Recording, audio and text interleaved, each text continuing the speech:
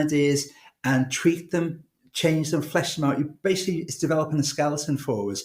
And then from that skeleton, we can take it on board and use our own creative processes to make something unique and hopefully enjoyable. So let's see what we get. So I won't read this out, guys. I will mute myself, though, so you can see.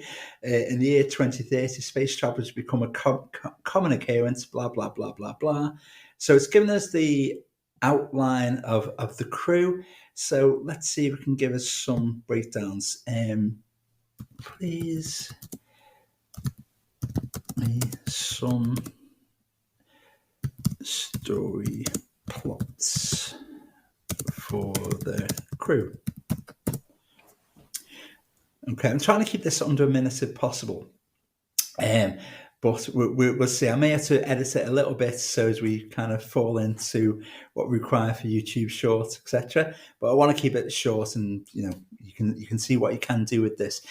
The key with most of this tech is to use it as a tool, work with it in collaboration, because we know it kind of produces nonsense sometimes, and we know it falls foul of plagiarism, etc. So be careful. So let's see. Let's take number 4.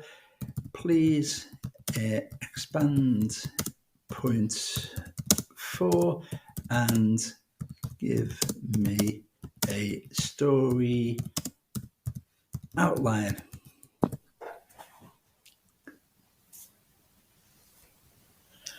Now, because this has got a memory built in, it should be able to refer back to point number 4 without me having to type in the lot or copy and paste it in.